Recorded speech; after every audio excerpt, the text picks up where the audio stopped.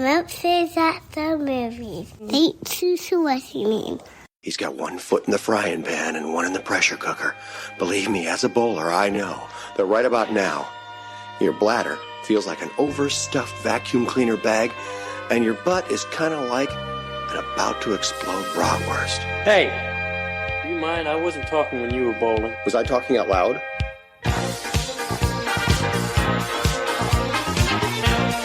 Welcome to Munsons at the Movies. My name is Kyle. I'll once again be your host. I'm joined by the rest of the Munsons. Want to give them a wide berth.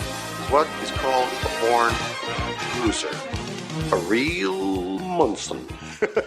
And talk a little bit about what's going on in the world. This time we'll start with James. So since the last time I brought to the FBI's attention that Aaron Boone is on the Epstein flight logs and should be investigated, the Yankees been hot and almost won the division. So I'm not saying that there's some truth to it, but I'm saying depending on when this comes out, how the playoffs have played out, it's probably worth looking into because he's really gotten that team into shape ever since I complained. Good job, James. But I'm glad, James, because when we talked about it last time, your Yankees were struggling. Mm-hmm. All right, Case, what about you? Just excited to talk about our star of the show tonight, Nia Long, and I'm just very thankful that I was assigned the movie I was assigned because it sent me on a cinema history, enlightenment, and rabbit hole. I am fired up to talk about my movie tonight. Fantastic backstory. I love it. Aubrey, how about you? Much like everyone else, I'm just sitting around watching the world burn and trying to find ways to, enjoy what little bit of life we have pre-inevitable war that is coming. And in that, I stumbled upon something that I felt could only properly be adjudicated here. It's a very serious movie question that caused a very serious debate around the table of my friends. Is The Sandlot a top 5 baseball movie? I said no. One of my friends said yes, and the other one, I think, mostly abstained, while saying there's a lot of really good baseball movies. But I can't remember if he was on my side or not. I said it's mostly based on nostalgia. It's not that different from something like The Mighty Ducks, which is not a quote-unquote good movie, but it's a movie that we all feel good about because it hit us at the right time. Enough leading the witnesses. If it's not top 5, I think it's close. And you saying it not being close, I disagree, but that's without me putting much thought into it. I know it's not my favorite, but I can think 3 real quick. I'm thinking Field of Dreams, Moneyball, Major League, and Bull Durham. Those are the first 4, I think. Ooh. Major League actually got called into question and was not considered to be better than The Sandlot, which caused quite the uproar at the table. Kyle named a bunch. My favorite is A League of Their Own. I think that movie rocked. Is it the best of the kids' baseball movies? Rookie of the Year, Little Big League. Angels in the Outfield. I think it is. Like, it's right outside the top 5.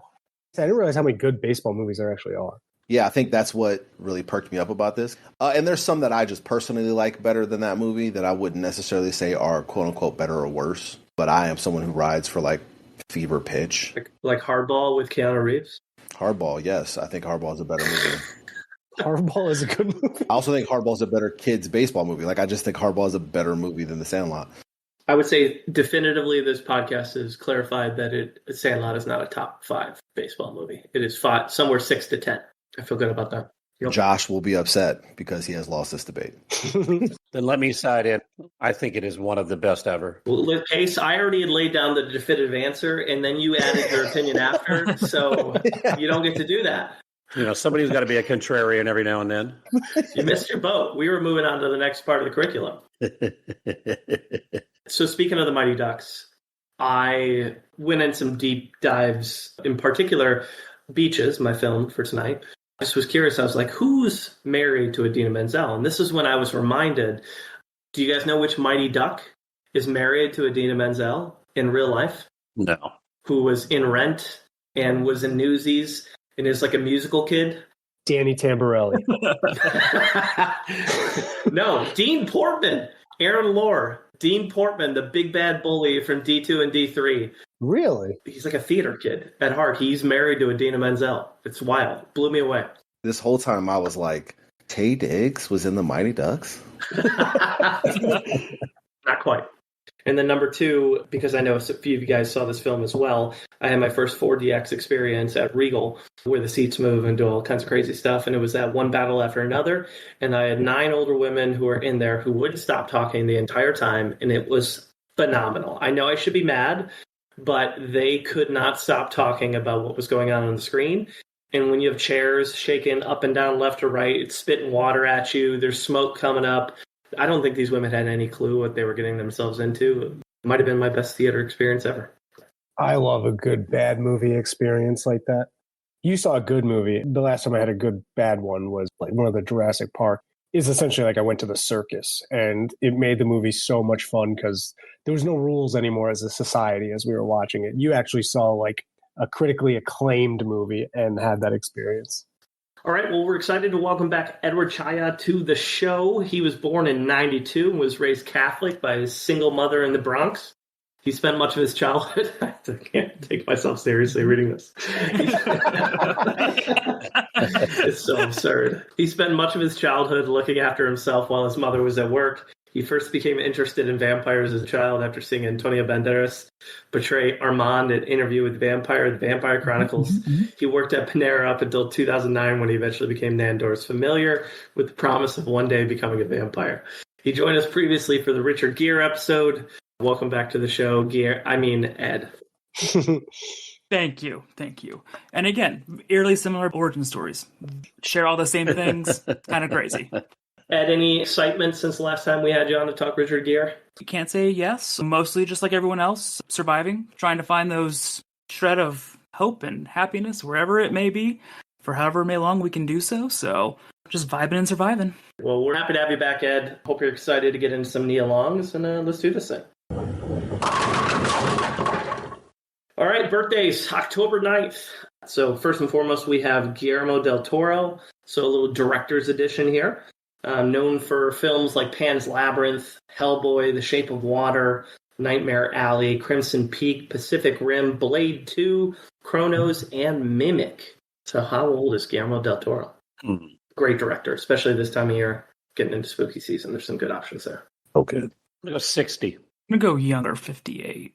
I just had a point of reference in my head to try to figure this out, and then I realized that my point of reference, I also don't know how old that person is. I was just like, he's got to be around the same age as Iñárritu. And I was like, I don't know how old he is either. I have no clue. 65? I have to admit something. I have no idea what Guillermo del Toro looks like. Me neither.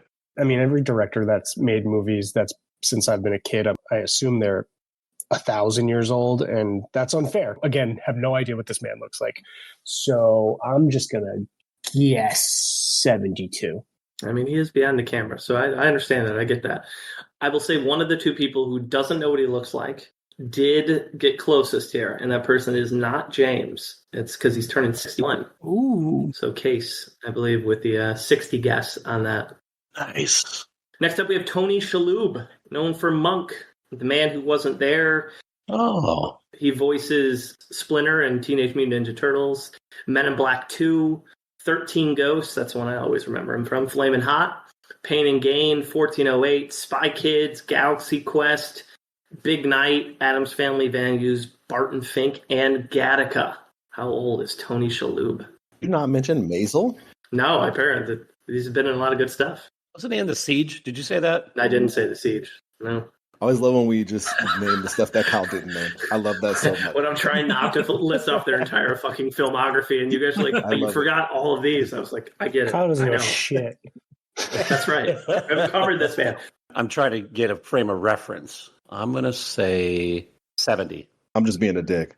65. I'm going to go 72 again. Ooh. Older, 75.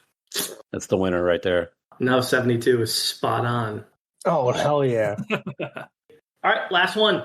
Certainly not least, our lowest rated Munson still to this day, Chris O'Dowd. Known for things like Bridesmaids, The Sapphires, Moon Boy, frequently asked questions about time travel, The IT Crowd, Get Shorty, Molly's Game, Mascots, Incredible Jessica James, St. Vincent, Cuban Fury, Dinner for Schmucks, and Gulliver's Travels. I could speak accurately on Chris O'Dowd's because I remember going through that once upon a time. So how old is O'Dowd? 52. 48. 46. I don't fucking dead last. I don't know. Anyone say 49? No one said 49. That's wrong. He's turning 46, so Ed takes the last one. Did I not say 46? My bad. My bad. I thought that was Ed. My apologies, Aubrey. No, he can have it. No, he can have it. I'm used to this. I'm used to my successes being credited to a white man. It's fine. Privilege strikes again. Aubrey, me too. Don't worry, me too. Lessons are free here. Happy birthday, anybody else with a birthday on October 9th. All right, episode 125, we had 5 actors we threw onto the wheel. They included Antonio Banderas, James Vanderbeek, Michael Gambon, and Chris Evans. But unfortunately for Case in his Christum and anybody else who wanted the other 4, the wheel did select Nia Long, which is spectacular in its own right. She's got 73 acting credits, 2 producing credits, 1 directing credit. And we're going to do our best to talk about the highs, the lows, the things we love, the things we didn't love so much, and anything else interesting in between. But first, we always start with a little actor trivia to see if James can stump us Fast and Furious style. Ed, you're part of the initiated. You know the game here. I'm going to read off 3 facts, 2 of which are going to be true about Nia Long, 1 of which is not going to be true about her, but will be true about one of the many illustrious cast members of the Fast and Furious franchise. You gentlemen are going to have to guess which one that is. Fact number 1. She wasn't able to access the money she earned as a child actor due to child labor laws, which require parents of minors in the entertainment business to put 15% of a child's income into a trust that they can't access until they turn 18. Something she is now grateful for because she fears either her or her family would have spent it irresponsibly since she started so young. Fact number 2. She's mentioned in over 15 songs, 4 of which have charted in the Billboard Top 100, the highest song charting at number 26.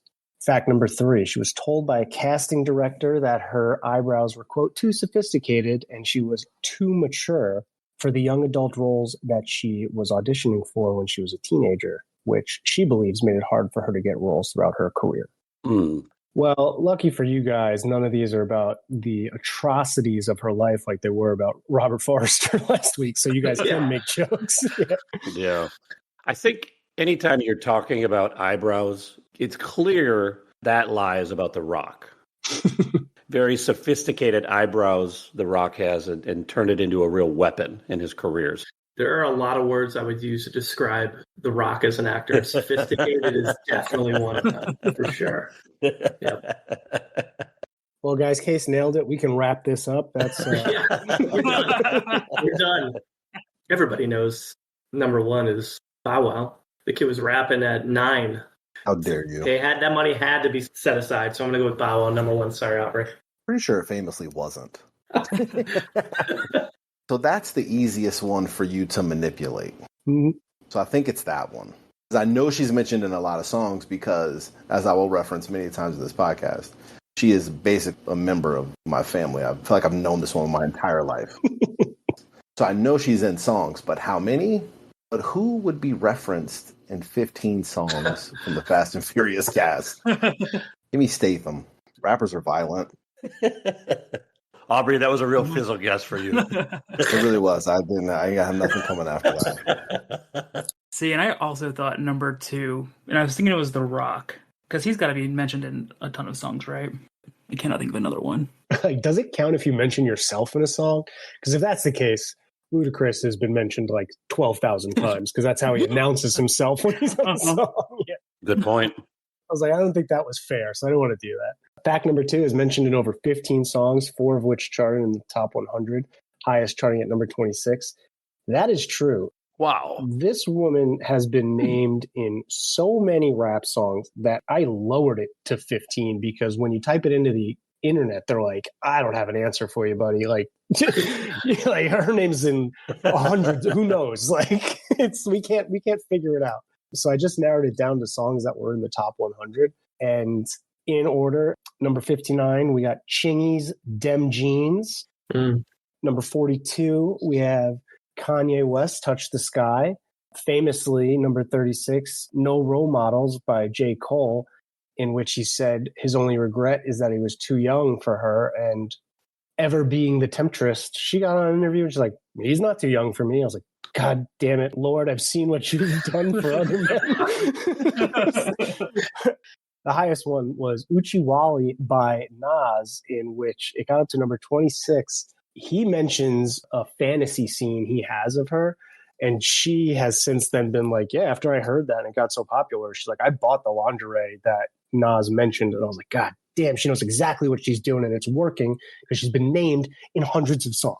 We got songs by Doja Cat. We got Lil Wayne, Meek Mill, a couple Jay-Z songs. Because of her impact on the early 90s hip-hop culture with what movie she was in and what shows she was in, and also because you can rhyme a lot of things with Nia Long, she has been a constant mention in hip-hop. So I found that pretty fascinating. That's interesting. Fact number 3, she was told by casting directors that her eyebrows were too sophisticated and she was too mature for the young adult roles is true. Dang it. She's been pretty outspoken in her interviews about, which I find so funny because what a fucking idiot these casting directors were, because she's like one of the most famously beautiful actresses of the last 30 years. And they were all like, I don't know, are you like too pretty? Maybe not for us. She's like, I didn't change my look. I embraced my style. And she's like, these things have become my signature features. But she does think these are the nitpicky criticisms that like young actresses of color face in Hollywood that other white actresses don't have to face. Now, obviously, as her career's progressed, I would hold that grudge too. I'd be like, fuck you guys. You guys are the worst. And fact number 1, wasn't able to access the money she earned as a child actor due to child labor laws, which requires parents in the entertainment business to put 15% of the money into a trust that they can't access until they turn 18. That is not true about her. Her first role was when she was 16 years old, but it wasn't like she was getting paid enough where that was a problem. I will say, Kyle, you absolutely nailed it. It was Lil Bow Wow who was in like Mike, but he's more famously known, not even for his musical success. It's because he played Twinkie in Fast and Furious Tokyo Drift, as well as Fast 7. But he was also a platinum recording artist at the age of 13. And he has said, if that law wasn't in place, he would have no money today. 2 episodes in a row. Let's go. I knew there was a dispute about his money, so I couldn't remember if his parents took it or what the situation was. But I knew there was a dispute, and I was just really wishing you were wrong, because as many times as I've guessed rappers and been wrong, you guessed a rapper one time before me, name check me and get it right. I wanted you to be wrong so bad. I get that. I understand your hatred in your soul for me in this moment. It's hard to admit that Kyle's such a hip-hop aficionado, if you will.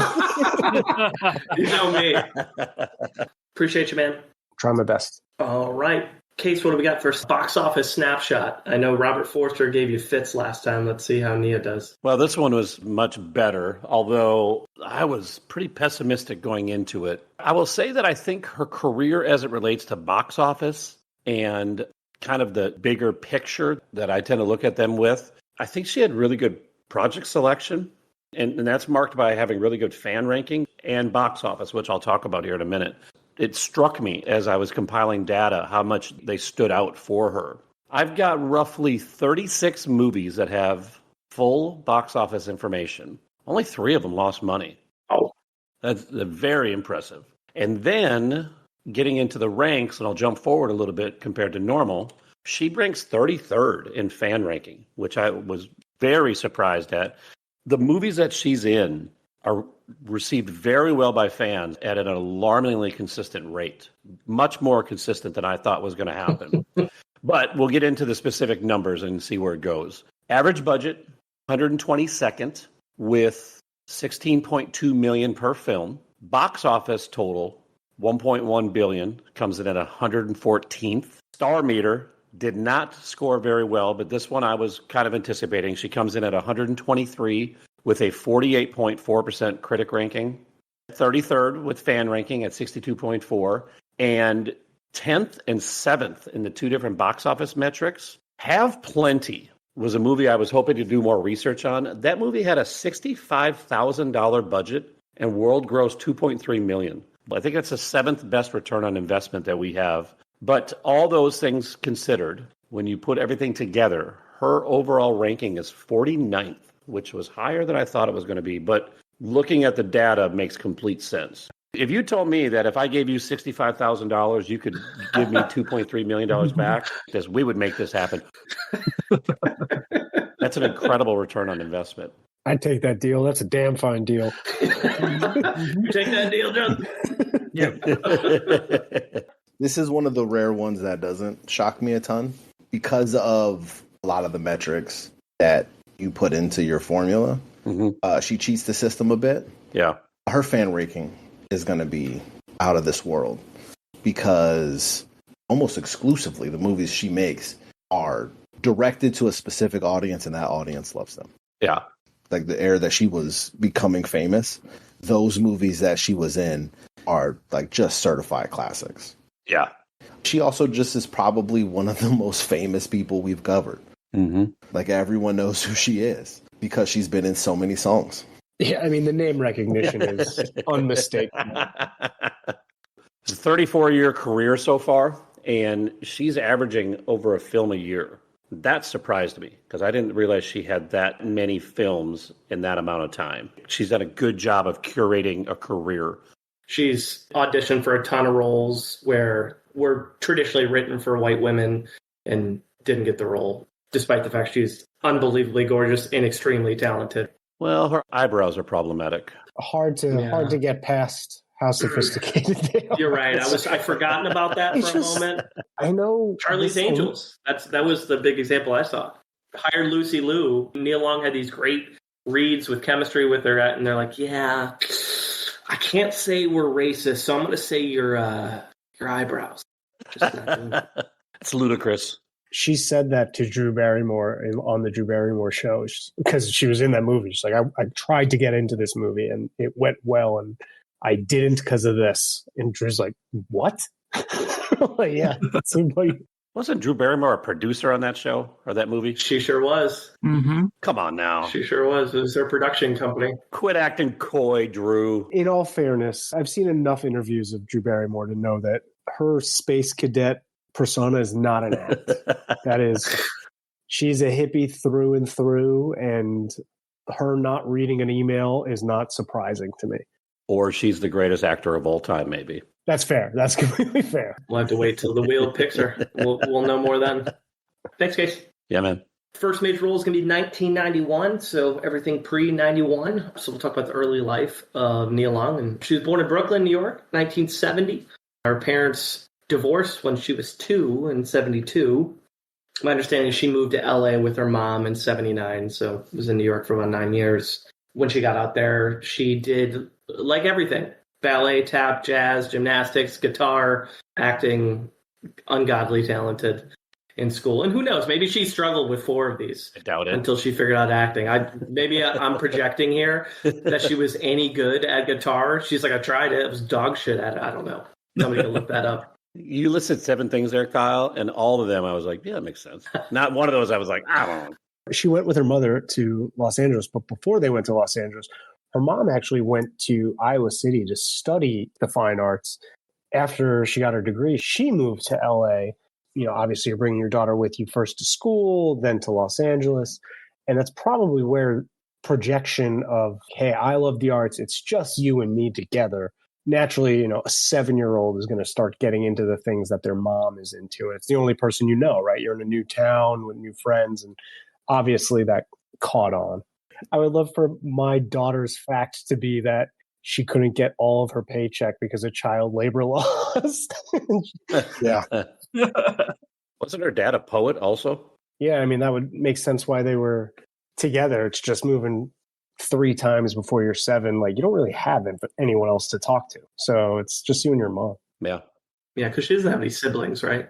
I don't think she does. Yeah, I think she's got 1. Some more. And she's a comedian actress. They have the same dad, different mothers. They have a very distant relationship, but they have both publicly acknowledged that they're related. The only things we've learned about Nia Long have happened like recently. Yeah. So it's like, yeah, I don't know. She's probably got a good family. There's nothing on the internet about this at all. It's just, yeah, they're cool. As she gets into acting, not unlike many other actors, I didn't see a really much on the theater side, which we see from a lot of actors. But what you do see is starting her work by getting 1-episode spots. on TV shows. So get an agent, start doing the work. She's on one episode each of 227 and Magical World of Disney in 1986. So she's 16 years old. This is when she started getting denied roles where I want to be the teen love interest, the high school love interest. And like, no, you're actually kind of too tall and too mature. Like, it just wouldn't really make sense. It has to be so frustrating. A handful of years later, everyone's like, just kidding, you can have them. It's like, all right, sick. The one story I did see her tell about her childhood is she had some girl that lived next door, used to pick on her a bunch. And her mom in the interview was just like, I just told her, just like, beat that girl's ass. Like, you got to stand up for yourself. Beat her ass. And she's like, in hindsight, I probably shouldn't have told her that. But she's like, the principal was right. Just like, defend yourself. And Nia said that one day they were like riding their bikes after school. And she's like, I hope this girl's watching. And she's like, we used to be friends. I don't know what happened, but why she started like wanting to beat me up. And she's like, the girl came over and tried to like push me off my bike. And she's like, I beat her ass. She's like, it's the first fight I was ever in. I scrapped her hard. And I was like, all right, Nia, I see you. Why does she want to beat me up? Because kids are assholes. And that happens to every person on this podcast. Yep. Right. Yep. But I really want the tell-all documentary on all of the like childhood bullies that bullied all these very famous people and the regret they lived with their life, like knowing what could have been. We could have been best friends, and I tried to steal your bike. You beat my ass, and I'm never talking to you again. Her first film was in 1990, a movie called Buried Alive. Plays a character named Fingers. I didn't even know it was available. Good job. It's available on Tubi. You may want to clear your browser history. I got excited because if you go to the IMDb and you look at the still, there's a still of William Atherton. So I was like, oh, shit. William Atherton's not in the film. So I just want you guys to realize that. Keep looking for him. It's not on the cast list. I think it's IMDb just like putting a William Atherton still because they're like, it's the same movie, right? Same. It works. Donald Pleasance is in it. How many people in their lives have seen a still of William Atherton and got excited? Can't imagine a lot. Me and Dan Craig. That's it.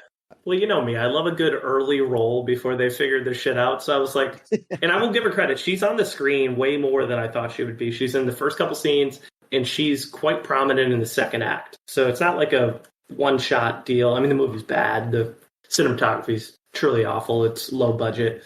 A weird horror film that I would not recommend to most people. But you do get a lot of Nia Long, but William Atherton not to be found. You know, buyer beware. If you go to watch Buried Alive, your aspirations are going to get buried alive. Come home, William. No one cares anymore, man. Come home.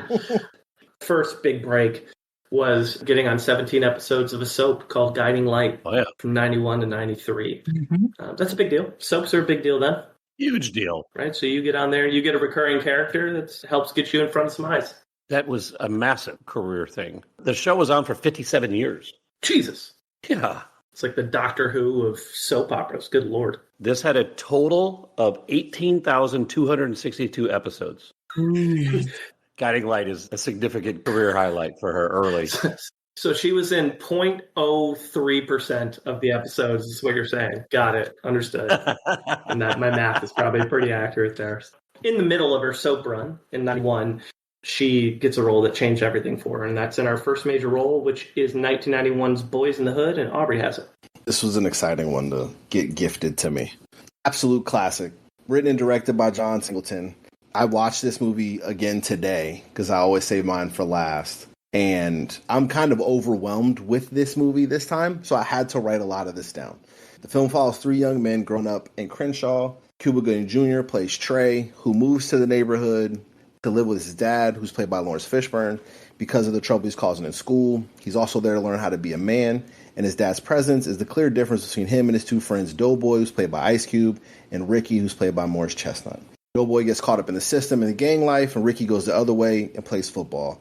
That's essentially the film, is them just kind of living in the neighborhood. What makes this a remarkable accomplishment of a film is how it goes about tackling what it tackles. And so, using the backdrop of inner city Los Angeles, the film displays the trials of young black people, particularly men in this case.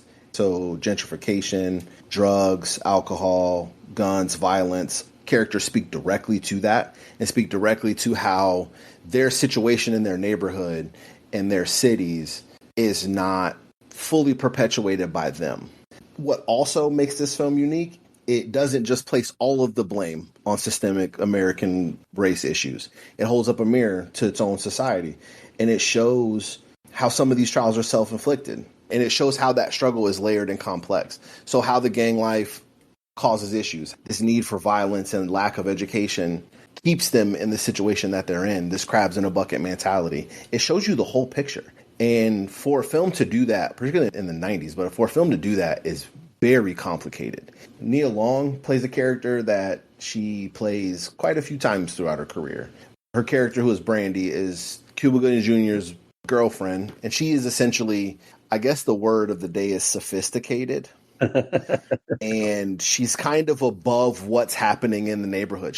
And I say above, not like she's placed on a pedestal, but she just is focused on other things outside of what's happening in the neighborhood day to day. Yeah. She's a character ultimately that is one that's not fully represented often. You know, she doesn't have a bunch of kids. She's not getting caught up in a bunch of different things. She has a typical story arc or character arc of a character her age and coming of age. She plays it well.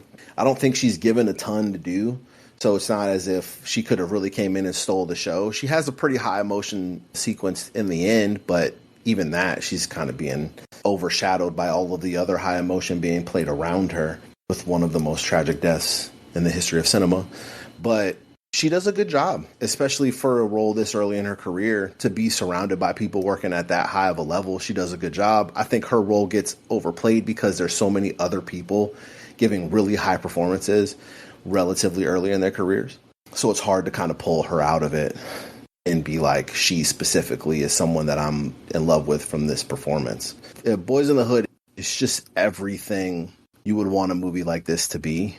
It's perfect. I wouldn't change one single frame. I think that is cinematically, it's beautiful and it plays well with Los Angeles from a different standpoint. I think the writing is impeccable. All the performances are great. It is a tremendous movie. And for her to be a part of it is part of her legend. Yeah. I almost forgot the Angela Bassett crossover here. Yep. Started the film. Yep. The more you learn about behind the scenes, it becomes even more impressive to me. You immediately feel like you are transported into this era, this time frame. It feels incredibly authentic and real. And to learn that John Singleton wrote this while he was in college and refused to sell it unless he could be the director, and then became the youngest director ever nominated for an Oscar for Best Director after this movie, became like one of the most financially successful movies for how much they invested into it. Yeah. Which is crazy for someone who's 24. I can't fathom that kind of success at such a young age. I hate my relationship to this movie, Aubrey. I love the movie, but I did the whitest thing possible, and that is watch Don't Be a Menace before seeing Boyz n the Hood. Oh my. Right? And no chagrin, like it wasn't like I had the two in front of me. I'm like, let's go see this, right? Like I saw the parody film of it before I saw the film. So watching this now, it's a different experience for me because now I'm seeing like, oh, that's Bernie Mac's character. And so I hate the fact that I didn't get to see Boyz n the Hood for what it truly is. I got to see the Wayans brothers making fun of it years later, which sucks. It's hard to disconnect from seeing the parallels to Don't Be a Menace. I'm trying to figure out how Don't Be a Menace played with you if you didn't see Boyz n the Hood. Yeah, let's unpack that, Kyle. Explain to me why you thought this joke was funny. That's very funny, Aubrey. What they don't know, don't show. When you don't know the source material, you're like, what is going on here? No, it's that kind of thing has happened to me a bunch of times. Don't Be a Menace is also great. I also think Boyz n the Hood should be required viewing for every single person who lives in this country. You should have to watch this movie so you can see what the greatness is of it. And Don't Be a Menace makes that really tough to take serious. See, this is one of the films I need to come back to because I probably saw Boyz n the Hood in the late 90s, early 2000s with no like worldview whatsoever, just white suburbia. Watch it for what it is. It was, good, but I didn't have the right frame of mind yet to truly understand like what it's presenting and what it's doing. Kind of hearing you break it down, that's going to go right up the priority list. I need to come back to this. I couldn't suggest it more. It holds up. It's like watching a time capsule. Yep. How about a role in Fresh Prince, which again, another big thing for her career early on. She plays, I think, his girlfriend in the show, right? Mm-hmm. 16 episodes. And I think I read that she was cast in it because I think originally it was going to be Jada Pinkett, but she wasn't tall enough. Yes. This is one time where like Nia Long's taller, so we're going to hire her instead of Jada Pinkett, which I thought was interesting. So weird. Right? Hey, we need to cast Will Smith's girlfriend. She needs to be tall. Or just cast maybe the most beautiful person we've ever seen. Like, why can't that just be the reason? Production companies are wild, baby. They're wild. Like, as big of a deal as Boys in the Hood was, this put her on. Everybody knew who she was after this. This was accessible to everyone. Yeah. She originally auditioned for the role of Hillary and didn't get it. Oh. And then they called her back for the girlfriend. She came out of this as good as any guest supporting actor could in a series like this. Yeah. Because she's synonymous with the show to me. Yeah. It's one of the first things I thought about when her name comes up is I'm just like, oh, I remember that. Mm-hmm. I remember being molded as a young child by seeing Nia Long's face on my screen. I would imagine both this and Guiding Light, they wrote her more episodes. Like they wrote her into the story. I would be willing to bet because that's an obscure number on both of those. 16 episodes in 4 years, 17 episodes over 2 years. Like the people making these shows obviously saw that she was talented and needed to be more prevalent. Friday plays Debbie. I'm so excited to talk about this movie with you guys. Friday's great. Yeah, it is. Chris Tucker throwback here too. I am legitimately really excited because I assume everyone likes this movie because how do you not to put anyone in an awkward spot? I think Friday is one of the 5 best comedies ever put to screen. The number of iconic lines are unbelievable from this movie. It's basically every line. What about Sandlot? Not Sandlot. It's just outside the top 5, 6 to 10. Plus or minus Sandlot level. Okay. Pound for pound, pop culture impact, it doesn't get much better than Friday. I don't think so. It was my favorite movie for a long time in my life. I don't feel like it gets discussed in that way as one of the greatest comedies of all time. Culturally, it wasn't something that crossed over in a way that made it enter into those conversations. Because I think just structurally, it's also a well put together movie. Yes. So it's not like, oh, it's really funny, but not good. It's put together really well. Its comedic beats work out really well. Its themes play out relatively well. And it is commentating both humorously and legitimately on some really interesting things. Mm-hmm. But I think it's like as good as some of the movies you talk about. Because I remember this with, like, There's Something About Mary, or when we did the Will Ferrell episode. A lot of those movies are the ones that make it in there. Aubrey, one of the problems I have with movies like this is it's such a good movie that I don't even consider it a comedy. I just enjoy it as a movie, and it's funny. Okay. Whereas, like, some of the movies you're referencing with Will Ferrell, I'm like, that movie's shitty, but I laughed a bunch. So that's a great comedy. Mm-hmm. Okay. The plot is he owes some money to Big Worm because he smoked up his drugs. Yep. It's just anxiety-inducing. When is Big Worm going to show up? That's the plot. And just random people coming up to the porch the whole freaking time. Debo is obviously one of the like iconic movie villains. Vocabulary changed because of him. 50-50 shot. Any fight video ever watched where someone gets knocked out.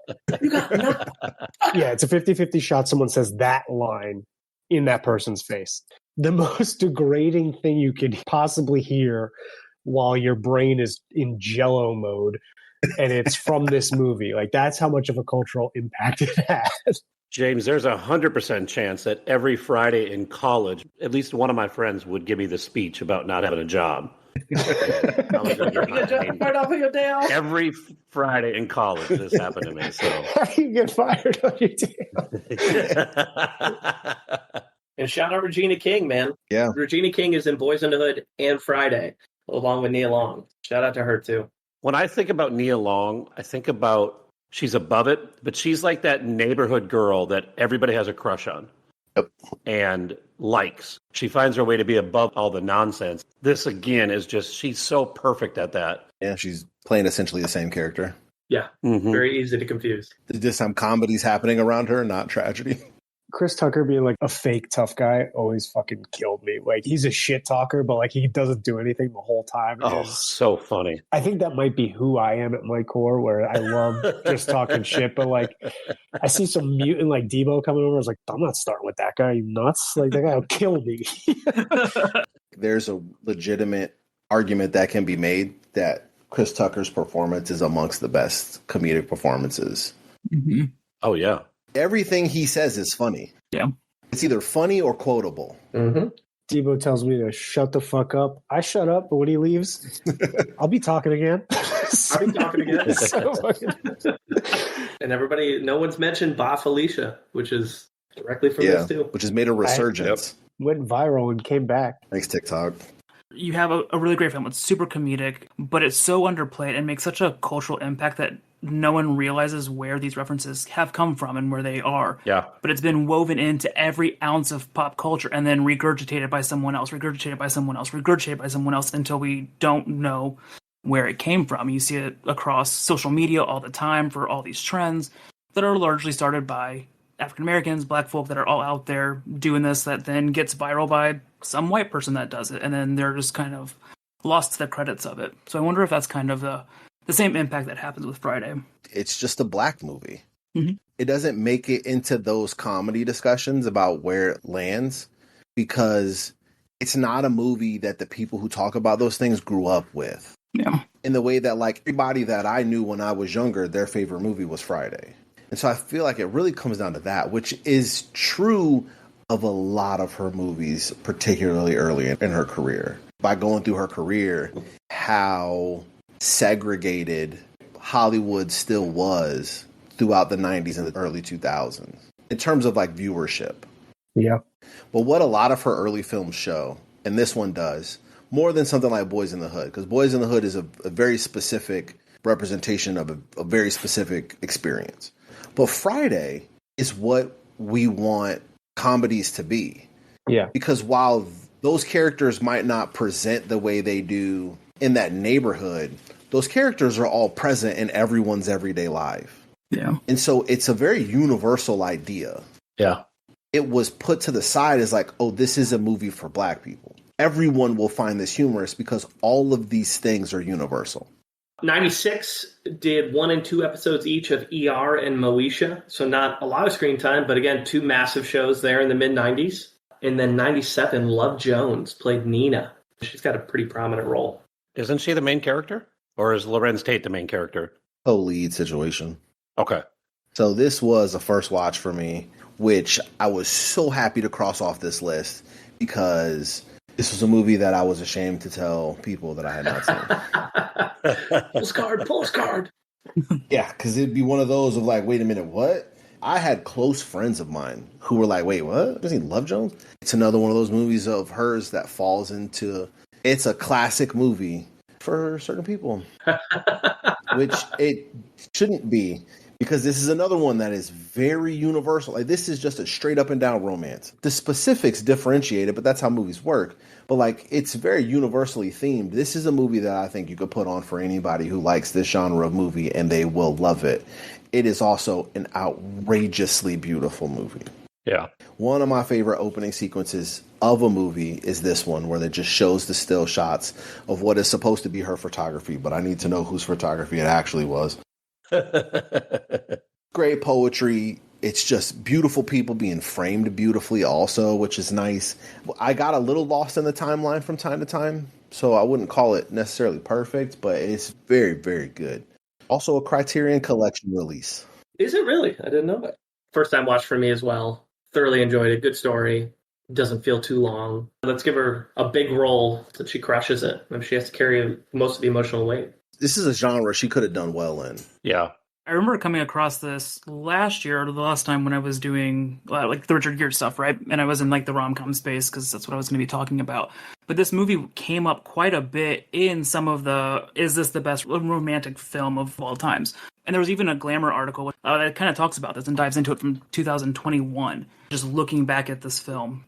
I guess theme that we've been talking about all night so far, that she's in all of these very impactful films that have all that contender to be the best in whatever genre she's in. Isn't she getting to play a little bit more of an evolved character than just the neighborhood girl that everybody has a crush on. A little bit more sophisticated using the word of the night in this role. That's a nice step for her. Yeah. I mean, it's really a movie about creatives and the struggle that those people have. That's the secondary kind of backdrop of it. Yeah. So you get to see a more complex view of struggling artists. I like romance movies, rom-coms, romantic dramas. I really like romance movies because I think it's just such a beautiful backdrop for wide array of emotions.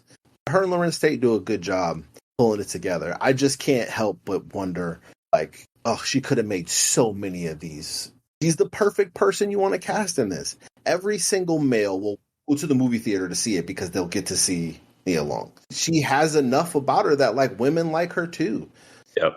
She is the unicorn that they were looking to cast. I just can't fully figure out why it didn't work. I don't know. It's interesting. How about Soul Food? 1997 played Bird. I feel like this is another one of those big ones in the 90s. A lot of cultural significance. It is. This movie wrecked me as a child. I had like a My Girl experience with this movie. I cried hard watching this movie. It was like, no, I'm not watching this again. It was like My Girl, Hardball, and Soul Food. I was like, nah, once is enough. This movie is so good. It's just another great example of a movie that gets kind of put in a box when its themes are very, very universal. The way I would describe this to those who have not seen it, it is what every Tyler Perry movie thinks it is. What a description. It's done very well here with a lot of class. It's beautiful. It's a lot of drama without being overly dramatic, but it's all very relatable. The complex nature of families, the complex nature of marriage, of love, having children, of dreaming, of angst when you seem to have everything you thought you wanted. So you have a family, you have a great job, but there's still an angst because you feel like there's something else you should be doing. So movie touches on all those things while also filling your heart and ripping it out multiple times throughout. I'm glad to have rewatched this because it's been a long time. Totally agree with you saying you watched it once. I barely remember this. Did not rewatch it. I remember being so sad that like the grandma goes into like a coma. It was too heavy for me when I first watched this movie when I was a child. That's hard to watch. Oh, but it's great. Rare, really good Vivica A. Fox performance. One of Mekhi Phifer's first movies, too. Yeah, you could kind of tell. I like Mekhi Phifer, though. I think at one point I turned to my wife and I'm just like, was Mekhi Phifer violent in all of his movies? Are you tight? Hold on. Except 8 Mile. 8 Mile was the only one. He was not, I was going to say 8 Mile, not at all. That's the only one. 8 Mile is the only one that he wasn't violent. He just had a really dark, angry side. Nia Long is good in this. I think what's happening around her is a little bit better. I also think the plot lines of the characters around her were given a lot more weight. I mean, she was good. I think she gives a solid performance. 98, Have Plenty. This is the movie that Case talked about. Made $2.3 million off $65,000. The meta nature of Nia Long in this film is that he's a filmmaker who's telling a story, and he gets his film made at the end of the film. You go to watch his film, and he casts Nia Long as the actress who plays the character in the story. Is that any way of a competent explanation, or is it too meta to understand? A little meta. Pretty meta. She just plays an actress inside this universe who's playing the main character of his film. So she shows up for a hot second at the end of the movie. Oh, okay. So she's not in this a ton. No. Like if you went out of your way to watch Have Plenty and were expecting to see a lot of Nia Long, you would have been very disappointed. Mekhi Phifer's in this again. Yes, he is. There ain't no movie. He beat up somebody? Honestly, don't remember. 99, In Too Deep, plays Myra alongside Stanley Tucci. LL Cool J. Aubrey is an LL Cool J fan. I think he raps a song for this movie, too. He does. My problem with this movie is I don't think he was menacing or scary enough. Like, I feel like he should have been more intimidating. I don't know. I've come up with an analogy that might end up being problematic at the end. So you know how people talk about Batman, they rate their Batmans based on, was he a good Batman or was he a good Bruce Wayne, right? Yep. I think you can do the same thing with drug kingpins in these movies. Nino Brown was doing a similar bit here, but he was also very scary. Denzel Washington does a similar thing in American Gangster. This is the thing I think you can trace. And LL Cool J does the fly part of being a drug kingpin. Like, he made it look really cool. Mm-hmm. Like, oh, you could do this and kind of be a good guy. Like, oh, he's a good dude. He's got a wife and a kid. Like, and he's like really cool. Also, the idea that everyone in your neighborhood will call you God. As soon as I heard that was his name, like, they just like, yeah, God. I was like, okay, so he's top 5. You're selling me on this drug kingpin lifestyle. I'll tell you that much. Yeah, the way his character doesn't do much of the violence thing, so maybe you could get away with it, James. No menace. He wasn't scary. I think that is one of the problems with the movie.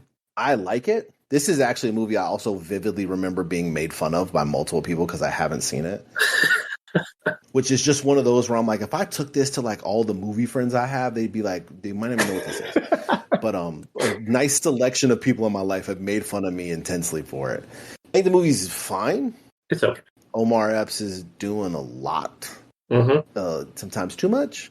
And I just think that the movie isn't well laid out in what it's trying to do. Basically, The Departed, but not as good. It's just like all of the things that make The Departed great are not present in this movie. It felt like a really well-produced TV movie. Yeah. You know what I mean? Nia Long plays an important role, but she doesn't get much screen time. Like, it's really not about her. I'm not even 100% sure I'd say her role is important. It's supposed to be important, but it's undercooked, which is what a lot of this movie is. Almost everything is undercooked. The investigation, to me, felt undercooked. I didn't really understand why they needed to get after this god so desperately. So cool. Because he gets duped by Omar Epps so quickly, where it's like, if you're a god, bro, like, I feel like you should know. And then Omar Epps' swings were so big. I think Omar Epps is a really talented actor, underrated. And he was just kind of left off of a leash on this, and his swings between what he was doing were too wide. And it's because his character was a bit undercooked. The movie kind of falls short in all quadrants. I still found it entertaining. It's a script issue, I think, screenplay. The Best Man, 99, alongside Regina Hall, plays Jordan. He comes back for the Best Man holiday. Interracial relationship. Scandal at the time. Maybe scandal 6 months from now, too. Who knows where the world's headed. But going back. Oh, gosh. Too real. It hurt me in a way that I was like, oh, that's a funny joke because he's probably right. Why have I not thought about that? It would really affect my life. Sorry, Aubrey. No, I need to prepare. Best Man, another Morris Chestnut playing an athlete. The least surprising character of all time is Terrence Howard playing a sleazy womanizer who doesn't think women have agency. Spot on casting. Nailed it there. Great Terrence Howard performance, though. And it might be because he just kind of walked on set and did his thing. Yeah, I don't think there was much acting there. He just said what was on his mind that day. This movie is like all-time great for me. There's a lot of interesting interdynamics going on, and it's a really talented cast of humans. Tay Diggs, like Nia Long, like there's just really talented people in there, and it's a good story. This is another one that I would say should cross over more than it does. More people would like this movie if they watched it. If this movie was able to cross over the way it should have, a lot more of these people would have been stars the way they should have been. Yeah. And I don't know if we're going to talk about the Best Man holiday, but that is also fun and will destroy you. What's interesting about this movie, too, having gone to see One Battle After Another and seeing Regina Hall in that and play this like dark, dramatic rebellion role, and then going back to her role in the first scene in The Best Man where she's a stripper. And her character has more of a redemption arc by the end of the film, but it's just like she got cast as the very pretty woman who's enticing these men all the way to playing just a bruising, dramatic actor. Such an interesting look at her career from start to where it's at now. One of the great stories in Hollywood is Regina Hall's career. Because she is simultaneously the funniest person in the room and the best actor in the room in almost every room she's in. Yeah, I mean, of all this cast, her and Nia Long are the two that have continued and stayed as consistent as they have over their years. They went to junior high together, I believe. Yeah, Westchester High. Oh my God. I would have got terrible grades. I know the same. It's just... Case would have been in trouble, boy. Go see The Best Man if you haven't seen it. It's wonderful. A movie I don't know if I would recommend with such fervor. Stigmata, 1999, plays Donna alongside Gabriel Byrne. First time watch for me. I finally did watch Stigmata. The Burnaholics are probably going to be angry at me, Case, that I didn't catch it. Not a great movie. It's trying to be. Boy, is it trying to be. Supernatural thriller, and she survives. Whoa. She does. Mm-hmm. Christianity doesn't, but boy, does it. Yeah, I mean, she's like the friend of Patricia Arquette in this movie. So this is the start of her trying to cross over. Yeah. Which is an important part of every Black entertainer's career. Is can you cross over or not? And I think one of the big things in her career is I don't think that she ever successfully does. And you guys talking the way you talk about this movie tells me, in part why. Yep. I don't think I've seen any of the movies this time period that we're talking about where she was like actually trying to cross over. Let me tell you, you didn't miss a lot. The 90s were spectacular for her, but let's just say the movie Held Up from 99 where she plays Ray. Aubrey, you expressed sympathy for me in the group chat when I told you I watched this. It was necessary. Anybody else see Held Up? No. Don't. It's so bad. I feel bad for Jamie Foxx. I feel bad for everybody in this movie because there's a lot of well-known actors in it too, and it hurts. You know what it is? I think the reason why it hurts, because that's a perfect description of this. This movie hurts to watch. We have Jamie Foxx, but we need to make this movie. And so nothing seems well thought out. It's Jamie Foxx trying as hard as he can to make this movie funny, and it's never really that funny. Fox and Nia Long. Nia Long is a huge part of the marketing, but she's barely in it. She's in the first act. She goes off to the airport, and she just sits at the airport for acts 2 and 3. She does something a Black woman would never do. Go with 4 country dudes in the back of a truck? In the back of a pickup truck with a bunch of random white dudes. That would never happen. It also starts with poop humor, which is something that a lot of her movies was a common theme. Wait, poop humor was a common theme in her movies, and I found it really unsettling. What's the other poop humor movies that I missed here? Mama's House. Oh, that's true. Mm-hmm. Mama's House has it. Are We There Yet has it. Something else I saw had it, and I can't remember what it was. I didn't know the second one offhand, but that type of movie for sure. We saw Cadillac Man with Tim Robbins and Robin Williams a few episodes ago. And this version of that type of story where someone is trying to rob a place and our main character gets caught in the middle of it makes that movie feel like an Oscar-winning 10 out of 10 film. And it's a good movie, but this movie is just so aggressively bad. You prop it up. It's like, yeah, this whole genre should stop now, forever, please. The Willennium, 2000. Whether or not she's at the Willennium crossing over into these types of films, there might be a connection there with her connection with Will Smith early on. I don't know. You guys can do your own theories on that one. Kyle, on the Willennium topic, she might be the first performer we've talked about that has an actual signed copy of the Millennium CD Really? Because of her close relationship with Will Smith. That is a good point. I mean, it makes sense. And we didn't even talk about Made in America in 90. There was another Will Smith crossover there, but he's in on it. Does anybody else watch Boiler Room? Vin Diesel and Giovanni Ribisi. Pretty solid little flick. A lot of good monologues, couple of good lines. I love when they go to Ben Affleck's house, and it's just like this beautiful mansion on the outside. And you get inside, it's just got like a sofa and a TV. Mm-hmm. And they're like, dude, you just moved in? He's like, no, I moved in like 9 months ago. Like, okay. I've seen that person in real life before. I thought it was a very hilarious depiction. It's a commentary on Wall Street and the world of financial brokers and things like that. It surprised me, honestly. Looking at the marketing, I was like, this movie's going to be dookie. And then I watched it. I was like, it's pretty good. And you see the reviews. Well-reviewed film.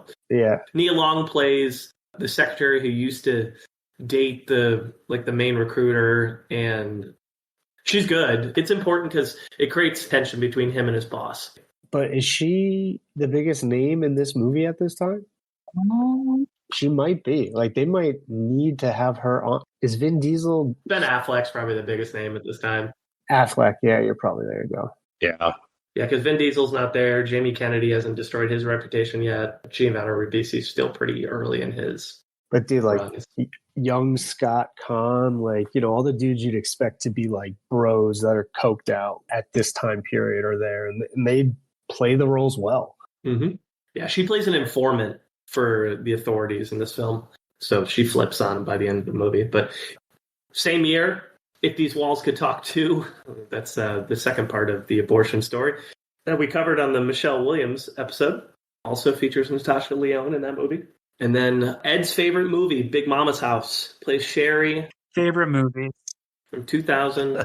I think I told you guys in the group chat, I am ashamed and proud of myself that I knew so many of these lines from all these years later, 25 years later. Martin Lawrence, he's funny. Is the comedy sophomoric? Absolutely. I still think Martin Lawrence is funny. Yeah. I've always found him funny. He's always been able to make me laugh. And I know we're going to do a review here in a bit of Big Mama's House too, so I don't want to dwell too much on it. Martin's entertaining to watch, and it works. Yeah. It's also entirely believable that you have a very serious and important job, and your career and your livelihood is on the line, that you do this job very well, and you see and have an opportunity to talk to Nia Long, and you throw all of that out of the window and risk everything. Just immediately. It tracks. This is the whole reason I got this job. Yeah. Wild Paul Giamatti role. Yep. Yeah. When I was watching this in prep for Big Mama's House 2, just because I needed to know the universe, like I needed to make sure I had the right frame of mind. Context is necessary. Right. One of the things that I was struck by, and just how gorgeous Nia Long is in this movie. She just hits the screen and you're just like, damn girl, what'd you do? You look good. Okay. They knew what they were doing. Yep. Mm-hmm. The comedic actor with the smoke show. This is a good trope. Right. Yep. She hides the secret well enough for you to buy it. Yep. I get it. And then before our next review here, she did 6 episodes of Judging Amy from 01 to 02. All right, highest critic score case, the movie that sent you on the deepest dive humanly possible. In 125 episodes, you've done some deep dives, but apparently this one takes home the cake, and that's Baadasssss from 2003. Or the original title, How to Get the Man's Foot Out of Your Ass, went back to Badass. So this is a tough one for me to review because there's 2 things going on here. So this is the making of his dad's movie, Sweetback's Badass Song. And there's a lot going on with that movie. And then there's a lot going on with this movie. So I'm going to do my best to try to put the 2 of them together. A 2003 Mario Van Peebles docudrama called Baadasssss.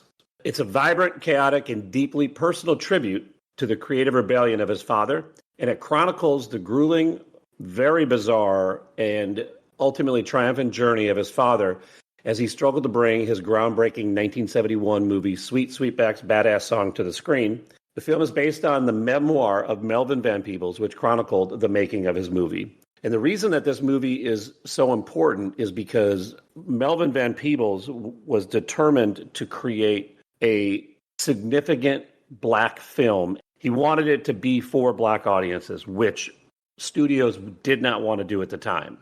So this film, Baadasssss, expertly frames Sweetback's Badass Song not just as a piece of entertainment, but as an act of political and artistic defiance. Melvin Van Peebles, who is played by his son, Mario Van Peebles, rejected the studio's co-option to sign him to a 3-film deal. Melvin Van Peebles felt really strongly against the projects that he had just got done doing. Mario Van Peebles successfully translates his dad's relentless drive and uncompromising vision onto the screen. The narrative is driven by escalating stakes, constant financial struggles, technical breakdowns, clash with unions, and emotional toll on the cast and crew. Just to give you guys some framework on how the original movie was so crazy, in order to avoid having to pay unions, Melvin Van Peebles made everybody think that this movie was a porn.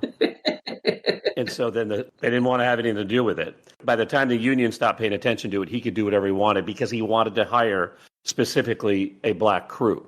Interesting. And again, I had no idea about the historical and cinematic significance of Sweetback's Badass Song, so I really loved getting ready for this episode. What makes Baadasssss stand out is its meta-narrative structure. It simultaneously critiques the system Melvin Peebles was fighting while celebrating the communal effort that birthed this movie. The casting in this movie is excellent, including the always reliable Nia Long, the star of our show, whose grounded performance as Melvin Van Peebles' girlfriend provides a crucial anchor of competence amidst the production and director's chaos. Badass and Sweetback's Badass Song is essential viewing for anyone interested in history of independent cinema, the genesis of blaxploitation genre, and the sheer difficulty of creating art outside the established power structures. Talking about Nia Long specifically, her role is pivotal in this particular story because she's really the only person that can confront Melvin Van Peebles. And there's a scene that's very controversial where Melvin Van Peebles has his own son, who is Mario, in a sex scene with an adult actress when he's 13 years old. Her character is the only person in the movie telling him that this is a terrible idea and he shouldn't do it. Everybody else is so afraid of him that they won't say anything. Thanks. The other thing that's interesting about her role is I think it's the only character in this movie that was not a real person, which is interesting. This role demonstrates her ability to seamlessly transition between major studio hits and small independent focused projects like this. While many of her other more memorable showcases her an ensemble cast or romantic leads, her work here is grounded as a supporting role, and a performance, while subtle, is crucial to humanizing the visionary and at times tyrannical protagonist in Melvin Van Peebles. There's so many great stars in Badass. David Alan Grier, Rainn Wilson, John Singleton's in this, Terry Crews is in this, Paul Rodriguez is in this. And what's cool is they do a lot of literal side-by-side shots of the original movie and of this movie. He's directing a movie about a movie his dad made that he appeared in. Very meta thing that's going on, and it's just wild. And I enjoyed her role in it. Yeah, if you're a fan of cinema, independent movies, or black filmmaking, I would really encourage you to watch this. 2003 to 05, she does her best Robert Forster, Dan Hedaya impression. I'm trying to say she went to law enforcement, and she played the character Sasha in Third Watch, 45 episodes. That's a long run in that cop show. I thought about this. What's the worst job to have where you're breathtakingly attractive? Is there anything worse than a cop? That's got to be the worst. It's either that or doctor. Dude, you could run into a cop or a doctor just like a random day, and every person you speak to is like, do you want to marry me right now? Like, please, I'll take you away from this life. Like, how do you have a real conversation at work where your cop is Nia Long? You're like, we have criminals we have to arrest today. Please go away. Those are the videos where it's like, hey, arrest me. And it's like, yeah, like, shut up. It's like, sir, you're going to get 5 years for dealing drugs. Like, can I just get your number, please? Like, would like to throw a teacher into the pool of this conversation. Oh, I can see how it would be difficult for someone. Yeah, that's fair. That's what we need more in education. Just get the kids paying attention, you know? No, let's go. You don't learn shit.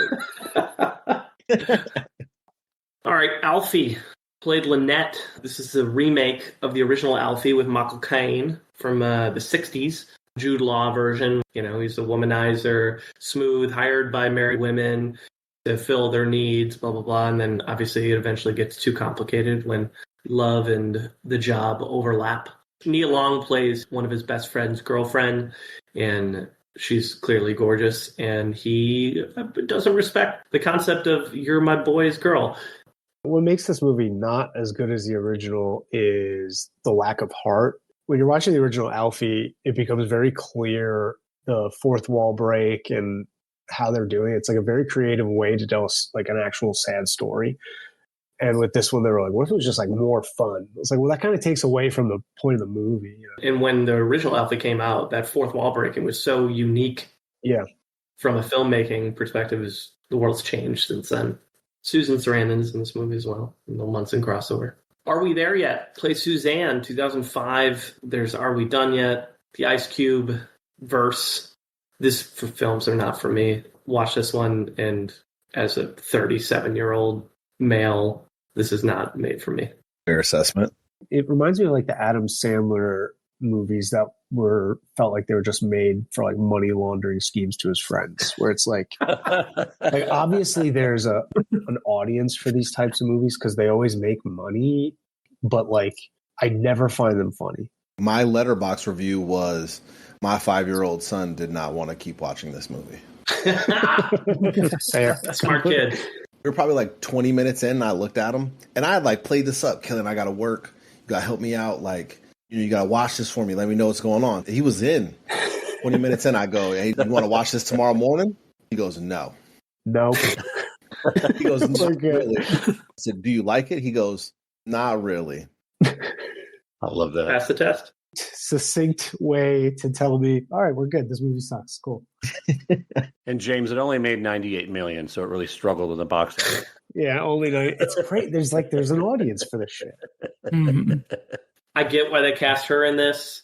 I'm sure it was what you would consider a big budget comedy. I've never seen this. She's a bad mom. She's a bad mom?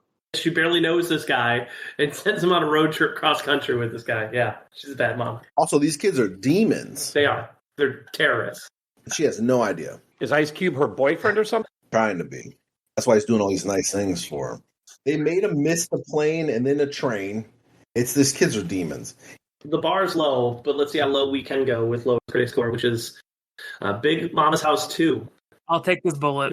So, Big Mama's House 2. My theory is that someone leaked the recession was coming. Everyone was like, hey, we got to make our money real quick. Let's just make sure that we have it in the bag. We're good to go. And that's how this got made. It's 6 years after Big Mama's House. So that came out in 2000. Comes out in 2006. Nia's reprising Sherry, her character. But what's different is that the movie's not about her. Big Mama's House is about Sherry, her kid, her ex that broke out of jail, that's coming for him. Terrence Howard. Big Mama's House 2 upends all of that. Nia's character, Sherry, is 8.5 months pregnant. They're married. And her biggest concern is just, how are we going to get the nursery? How are we going to get a minivan? Is he cheating on me, right? Because what's happening here is Martin Lawrence's character has given up being in the FBI to be a family man. It's too dangerous. He's not really having a good go of it, but, he's doing it for the family. And then he finds out that his longtime partner, one of his first partners, gets killed in this operation that's been going on, and he's got to get back in the game. But to do that, he has to lie to Sherry again to go off to California. Nia Long is not really in this movie. She's in like 5 or 6 scenes, and most of it is just boiled down to her being paranoid or like reading into all of these signs that he's cheating on her. She finds a rather large thong under the bed that is many, many sizes too big for her, even while pregnant, that she jokes about. And it's kind of wild that she doesn't piece together that, oh, hey, this could be related to Big Mama. This is how I met my husband as he was impersonating my Big Mama. Nope, out the window. We've forgotten about that. We're not dealing with that anymore. So that's a large part of like what she's kind of regulated to in this movie.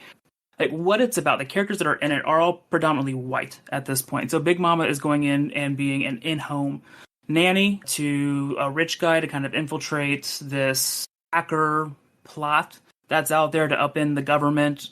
And so it just kind of plays like a bunch of sketch comedy skits for Big Mama to be in. She's a cheerleader. She's in a sauna, doing all kinds of crazy. She's on the beach. All of a sudden has a full braided wig on. Out of nowhere on the beach. That thing goes away after we're off of the beach. So where did that come from? Basically, the overall reaction to Big Mama's House 2 is it's harmless. It's kind of like a genial outing. It's amusing, but it's never really funny. And most critics kind of agree that there's nothing funny about it. There's no passion to it. There's nothing new about it. That it's just a money grab at the end of the day. And that's Big Mama's House 2 in a nutshell. It as a money grab, it made some money too. It was $40 million budget. It made like $170 million. So. Yeah, same as I think the first Big Mama's House as well is kind of very similar stated. Mm-hmm. So even like going in with that, they were able to make their money. This is what like Cat Williams was making fun of the Shannon Sharp podcast, where he's talking about how so many black comedians had to put on a dress. He was referring to like this because of the amount of money it made. And I wonder if Martin Lawrence ever just told him to go fuck off afterwards. If it is a money grab. All right, man, the movie sucks. Let me get paid. Like, why you gotta be a dick about it? It's. It was really interesting, like, kind of seeing like Nia talk about like these films. Part of it that was exciting for her as an actor was having to be in the films and acting like you don't see through it. Martin Lawrence is my Big Mama. No, that's her. It's not some guy in a suit, and I have to act like straight. That's how it is.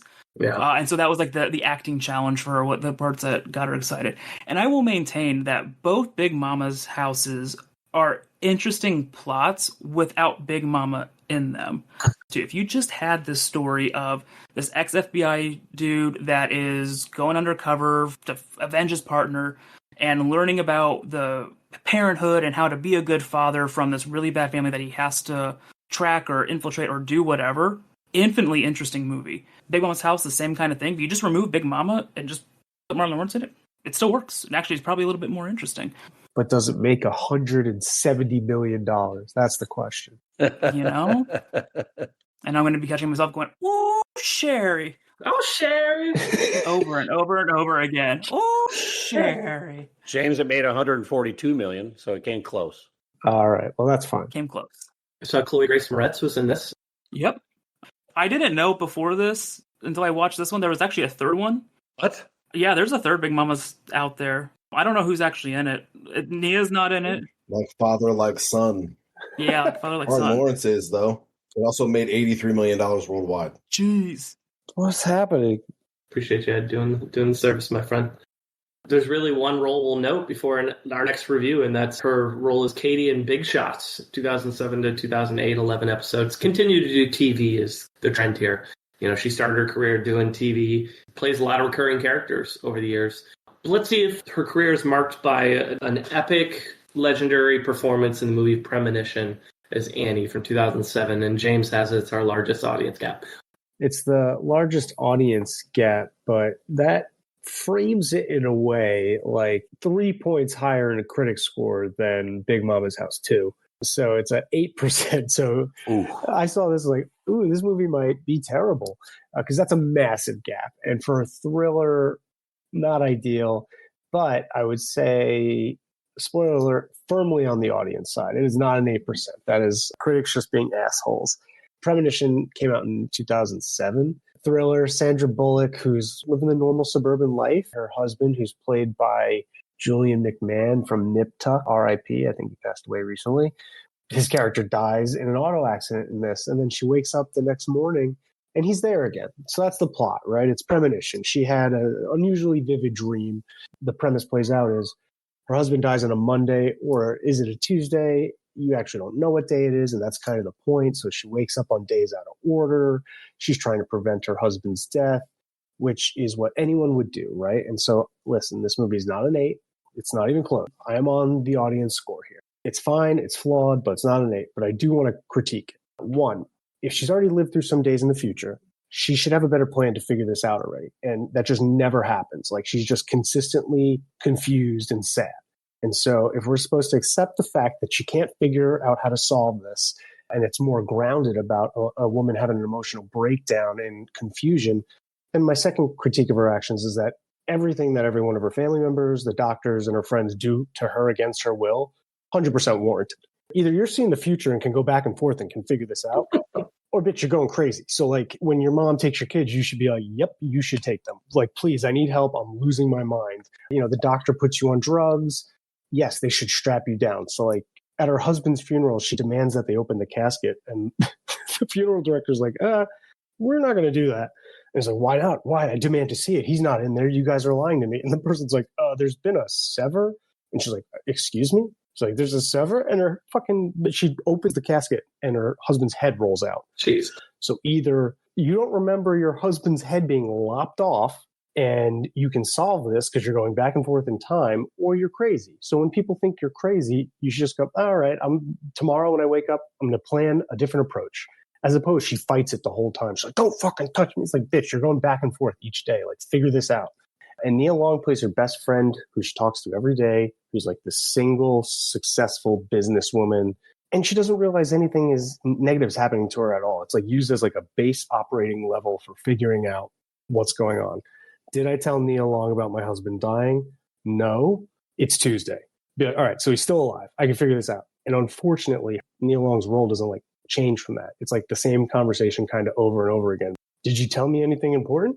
I don't know. And then it's like, did you tell me anything important? Your husband's head was chopped off. It's like, okay, so it's not Tuesday, it's Wednesday. And like, it doesn't change from that, which is a critique. I think she could have done more here. By the end of the movie, it tries to wrap everything up neatly. Obviously, it does not. It's like time is subjective and life is weird, but it's a perfectly like acceptable takeaway from this movie that it's more meh than horrific. What an audience gap. There's always one, baby. And you got it, James. All right, so over the next 10 years, You guys didn't go out of your way to watch a 8%? Nah. I was watching Muslim from 2010. I was busy. I had a 5% to contend with, so I was set on the 8. The next 10 years before last review, she's got some of the sequels in there. A good movie that probably should be seen too is Good Hair from Chris Rock, directed and documentary. She plays herself in that. This is a really good documentary, though. It also gets referenced in one of the movies she's in. I can't remember which one it is. It does. It was You People. Yeah, it was. So she dated Ime Udoka, which we talked about. They were together from 2010 to 2022. They had a son in 2011, and then there was that high-profile scandal where he was fraternizing with a co-worker and got fired. And she's a famously very private person. So she said that the team made a very private matter very public. And that can be fun when you find out your dad's doing this through a press release from the team. Oh, sorry. I thought I almost missed us shitting on Ime Udoka. I'll never understand. What happened, bro? Like, what is going on? The moment he got fired, everyone was speculating, like in group chats. I was like, listen, for them to make it to the finals and almost win, and the team to immediately, suspend him for a year and not say why, it's probably like one of two things. Like, it's not a criminal behavior, but it's one of those sleazeball behaviors where you as a company have to be like, all right, you got to knock that shit off or you're fucking gone. And that immediately people put it together as like, did he cheat on Nia Long? And the team didn't come outright and say it, but they didn't deny it either. And then all of a sudden it was just like, yeah, that's probably what's happening. It's like he's sleeping with a coworker, multiple coworkers or something like that. And people figured it out immediately. I was like, what an idiot. So he got fired from a championship caliber team and lost to the hottest woman he'll ever have in his life. Some lessons are learned harder than others. And the latter's the worst of the two. Yeah, you can always get a job. Reconnecting with Nia Long is once in a lifetime thing. So, dude, I feel bad for her. It did go viral. Like, the memes immediately were just like, oh shit, Nia Long's single now. Like, oh fuck. You know how many songs she's gonna be in now?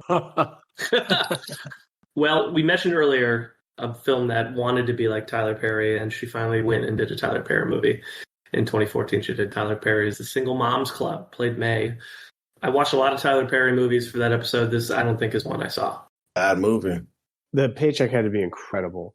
He's probably wanted her in his movies for, at this point, the entirety of his career. Mm-hmm. It's got to be, right? And it's like she's finally like, all right, let's do it. Mm-hmm. That she can't guess who her love interest was in this movie. Ooh. Was it Tyler Perry? Tyler Perry. Very good. Hell yeah. Of course. It was Tyler Perry. Multiple people in the movie comment on how good Tyler Perry looks. It's a bit much. While simultaneously, he has the worst haircut I've ever seen a human being have. He actually looks terrible. Oh my God, girl, why would you not? And I'm just like, what? This guy? It's bad in all the way that bad Tyler Perry movies are bad. I think that he, as a director, is not a good director of actors because everyone's performance in this is bad, except maybe his, because I think he's a genuinely good actor. That was the most shocking thing of reviewing him is I think he's a good actor. It drove me nuts. Yeah, he's a really good actor. Last one we'll mention here before our final review is Keanu. Plays Hannah alongside another Chloe Grace Moretz crossover. They go to extraordinary lengths to track down their kitty who was stolen from them. And I believe he plays Keegan-Michael Key's love interest in the film. She's in it for, I think, no longer than 3 minutes. Yep. We're going to make a movie. We're getting fucking Nia Longzy to be in our movie. It's like the moment.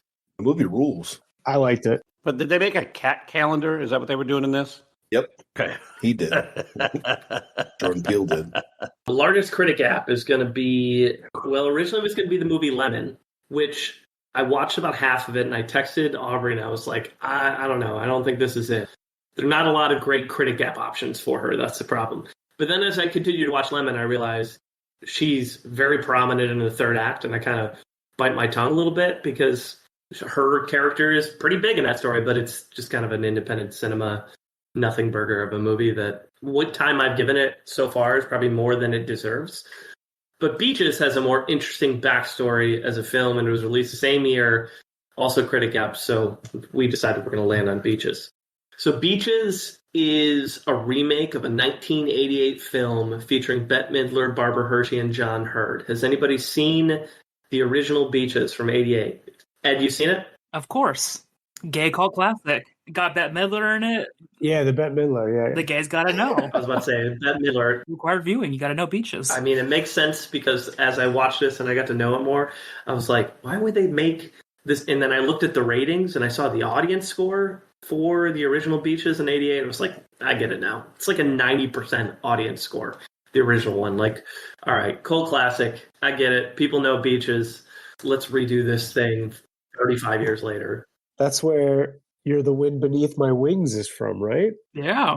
Come on, that ballad, that's got to come from quite a movie. I didn't watch the original, Ed, so don't hate me. Sure. I don't have the OG, so I went in this pure. This one is the story of two women who meet as kids, and it essentially follows their stories as they get older, right? And they test their friendship over the years in a number of ways. Mm-hmm. Whether that's falling in love with the same guy, whether that's kind of straying away from their purpose and their passion. Idina Menzel is a singer, performer, and, she starts taking that Tyler Perry money and going into, no, I'm just kidding. But she's taking that money and going off and doing her own thing. And, Nia Long's like, hey, that's not you. But then Nia Long, she's no longer caring about law the same way she did before. And, Idina's got to center her there. It's like if you didn't understand why the first one worked the way that it did, and you're just like copy paste. Yep. It's like the AI version of it. Like you get something, and it's not great. That's the sense I was getting. Nia Long plays the older version of Hillary Whitney, which she's got two first names, which drives me nuts. But Idina Menzel, she plays the older version of CeCe Bloom, and that's a good casting because you need somebody who can sing, who's especially considering Bette Midler's like pop culture impact with the first film and singing the songs. But this 100% is not for me, this movie. Like, it's kind of like, are we there yet? Like, I'm watching this, and I'll give it credit. The last act kept me more interested than the first half of the film. Like, the first half of the film, I was like, I know I'm just here because I have to. It's a 50-29 critic split. If you're going to remake it, like, at least give it some heart. It's a movie that is missing the mark when it's only 87 minutes long, and it felt way longer than that. That's not a good sign. Case, and I know you're a big fan of like, I see a 90-minute movie, I get excited. It didn't feel 90 minutes. Here's the thing, it's a competent movie, they're competent actors. The lines they're given from the director that they're reading off the page, they present them competently. But it's just a corny movie. It's technically a TV movie. You get these like corny voiceovers where they're passing time and they're telling the story through writing each other letters. And you can understand why that storytelling technique through a TV movie lens is really corny to watch and listen to. Because you've got two actresses who are pretty good at what they do, the last act of the film isn't terrible. And I think like a lot of folks felt the same way, that actually shortening it and like the things that they took out that really gelled, like the emotional impacts, the relationship between the two of them, those things that kind of like got left out with this to get it under 90 minutes is kind of also what cheapens it a little bit. It just never hits really emotional highs. Everything is just okay in it. Yeah. It's interesting to watch just to see Nia Long later in her career do dramatic acting, but outside of that, there's not much to write home about. All right, let's round this thing out. 2017 to present. Roxanne 2017, alongside Mahershala Ali, plays an abusive boyfriend who ruins this young girl's life in a lot of ways. Nia Long plays her mother, and Nia Long's damn good in this movie in her role of being the mom. It's like, don't you fucking come around here if you're going to be a piece of shit. I know it's a trope, but I thought she played it well. That's just one man's opinion, though. This is on my like up next to watch. This is Roxanne. I was trying to make time for it, but I wasn't able to get to it. I think you would like it.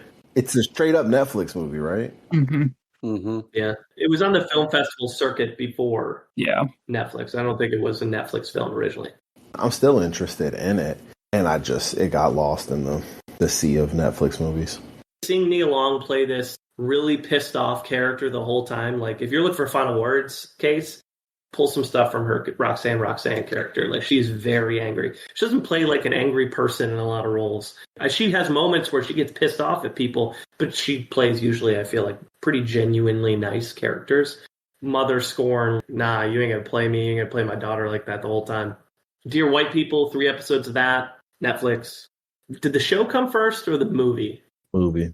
Movie came first and then the show after. 3 episodes of that. You guys might want to watch this show before it gets pulled. I don't want to laugh, but I know. I was like, what's going to happen to? Oh. Yeah. It's going to lose grant funding. Oh, Netflix is going out of business? I didn't know that. I thought they were doing better than that. Keep raising those prices, baby. Empire plays Juliana. 8 episodes of that, 2017. Huge show. Empire was massive. Is this show any good? I remember watching when it first aired.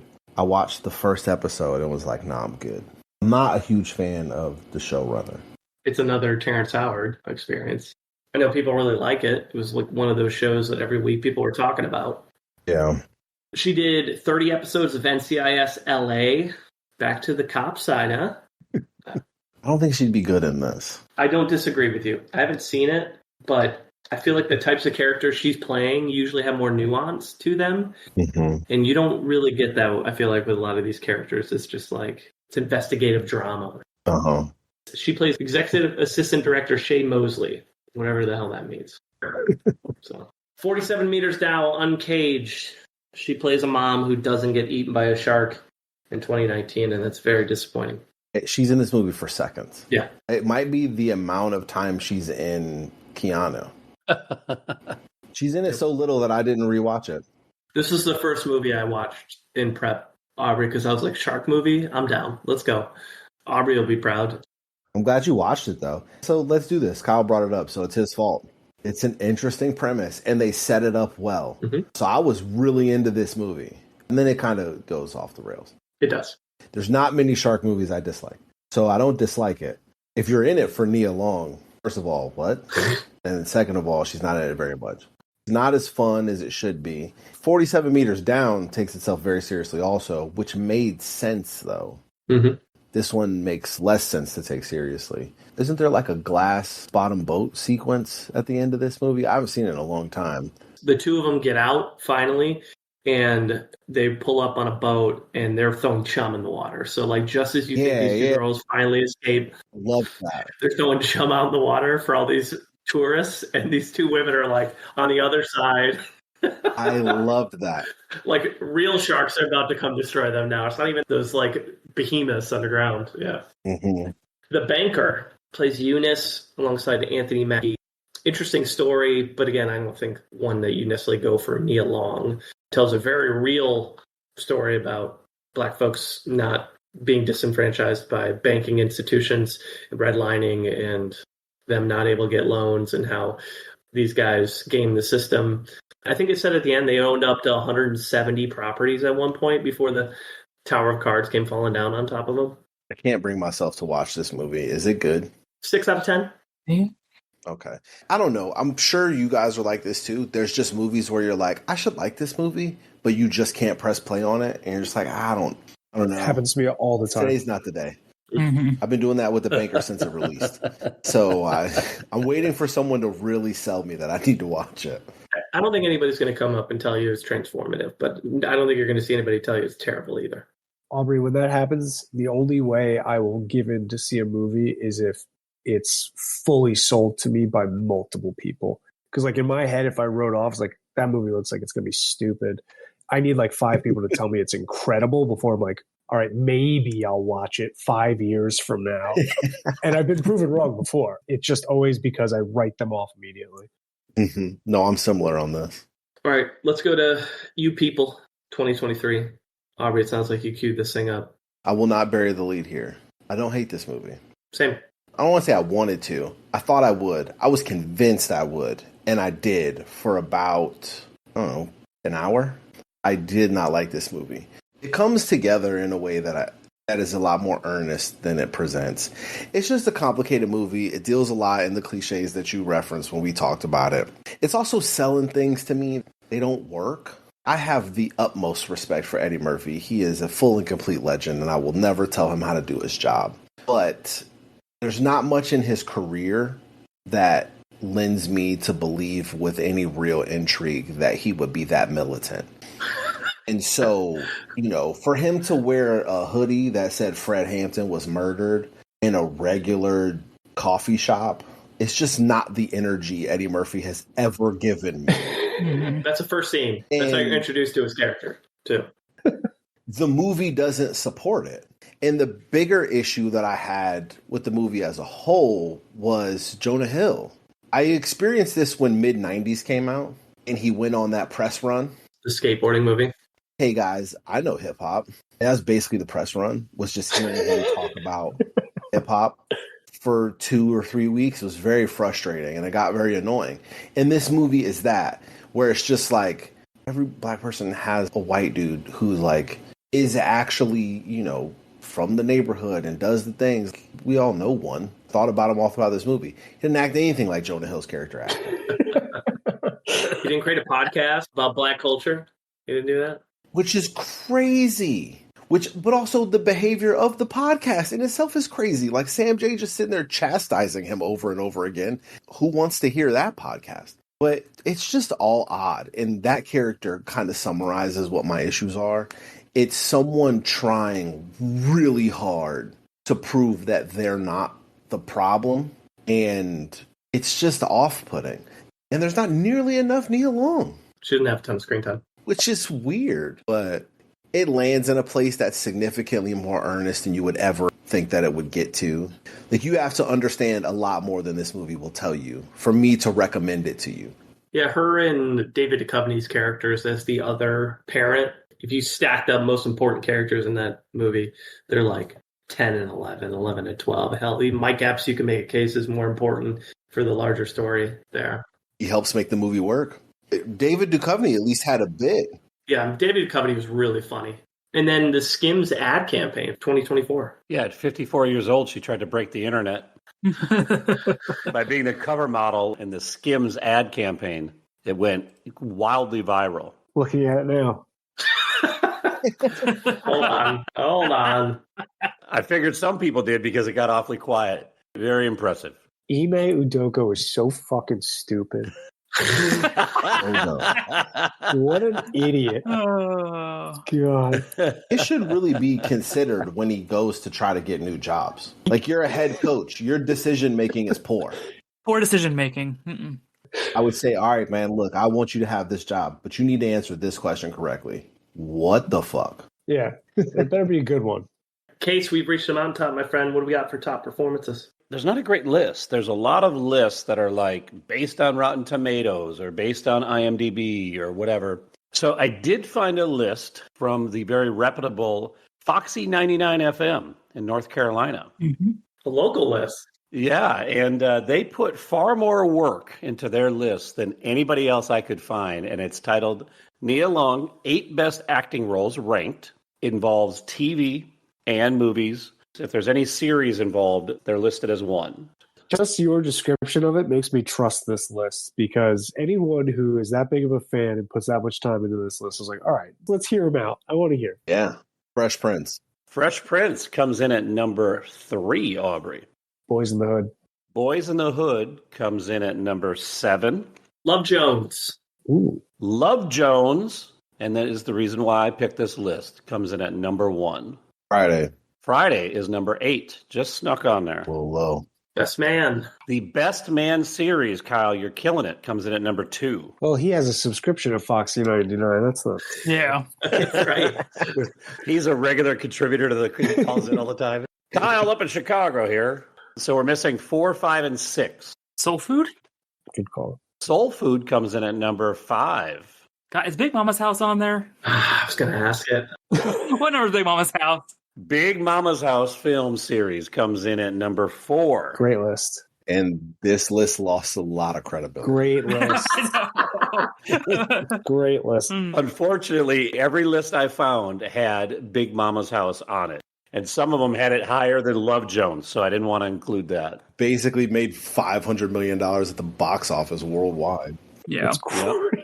So we're missing 1, right? Just number 6? We're missing number 6. Is it a more mainstream one, or is it more like indie? Unfortunately, it is very mainstream. I like that setup.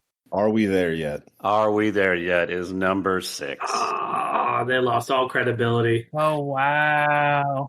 I would have put Roxanne in there. Something. Yeah.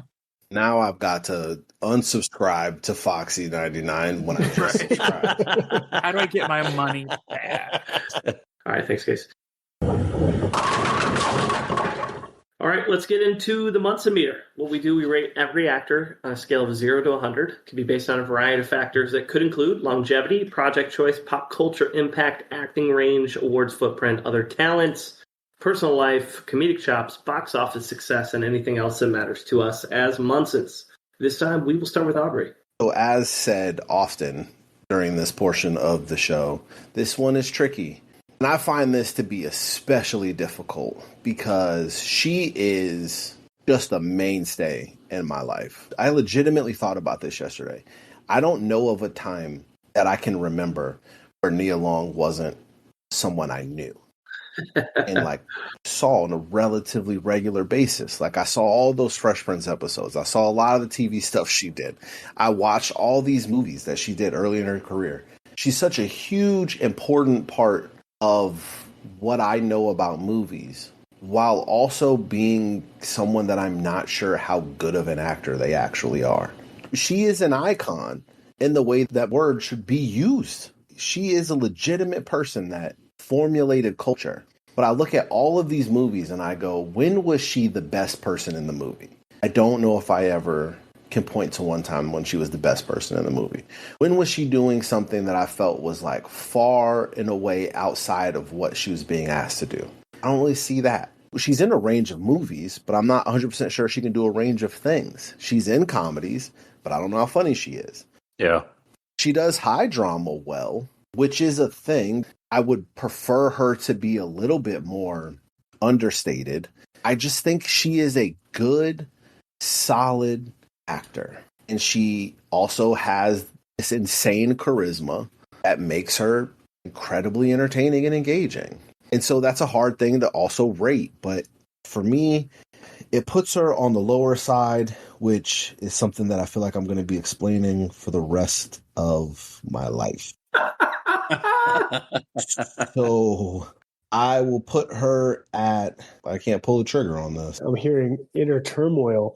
It is. I love this. I'm going to go 68. Case, you're up next. Man, Nia Long just got knocked the fuck out.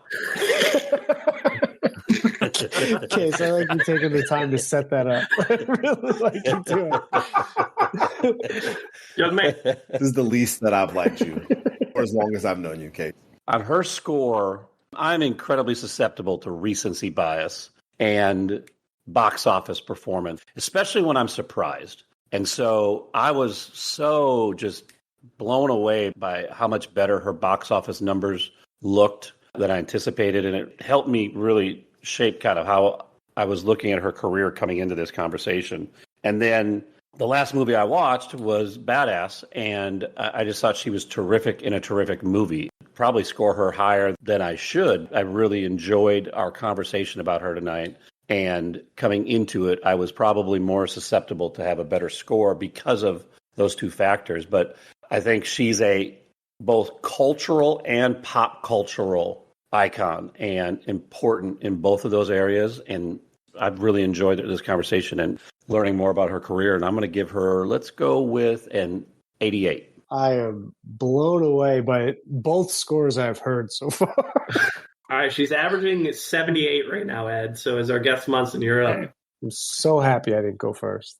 If I'm just looking at like 90s to 2000s, that is a very different score than like 90s to today. And I think that's intentional on Nia's part as well. She talks about her career just being able to be whatever she wants it to be, however she wants it to be. She's made the decisions and the choices that she has to great success and has taken the roles that she wants to do.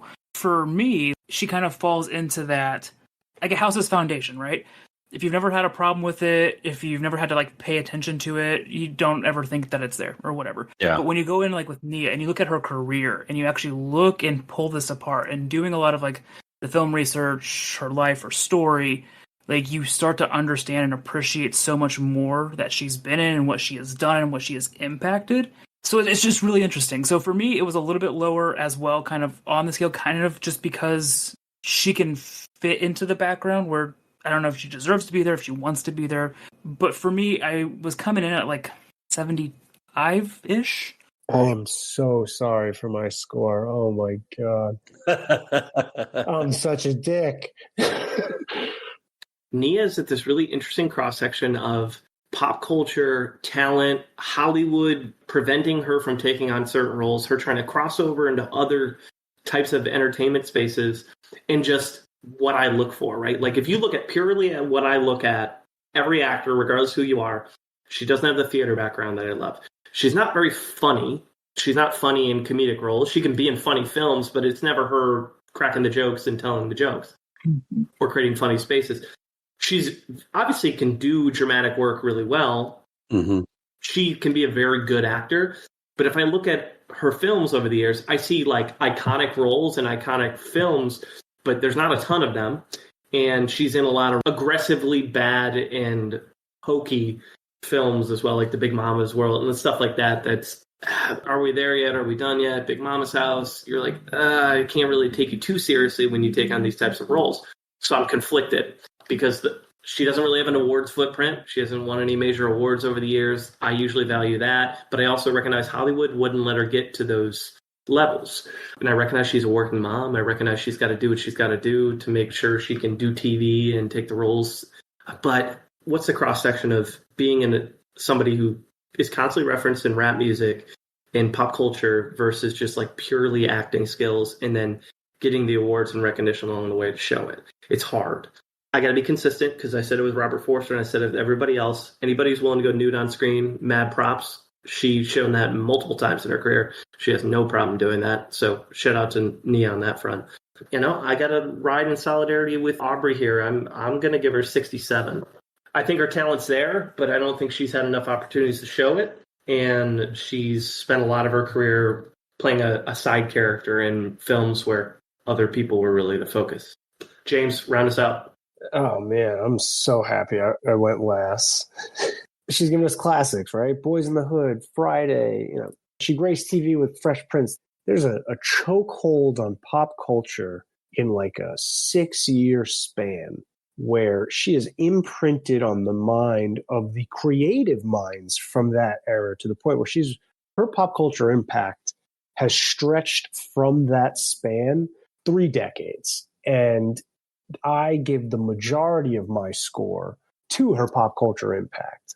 I don't think she's a bad actress. I think she's made some bad choices. Some of these movies are terrible. We've said it a bunch where it's like, yeah, I think she was in this movie for like 5 minutes. I get it. You're a working actress. You want to throw your name in something. But like, that doesn't mean I can't judge how bad some of these movies are. I found her very difficult to rate, or at least feel like I'm rating it fairly, because the majority of movies I saw, I did not like, other than, 2 classics and a TV show that's beloved, which I think is what has like, everyone knows that name. Everyone knows who she is. And it was impossible for Case to find a list of her best performances. Yeah. And I think that says something. And so I am so sorry my score is so much shittier than everyone else's, but I gave her a 55. All right. With that gives Nia Long a 70.6, which puts her in 74th place, which is just behind Oh, no. Chaz Palminteri and William Hurt, and just ahead of Joseph Gordon-Levitt and Danny Trejo. Hey, that's all right. Good company. It's just 5 names that everybody knows. That's true.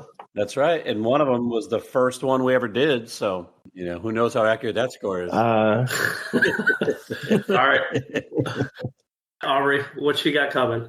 There's one thing coming in 2026, which is a movie I think everyone is going to see because it just is interesting.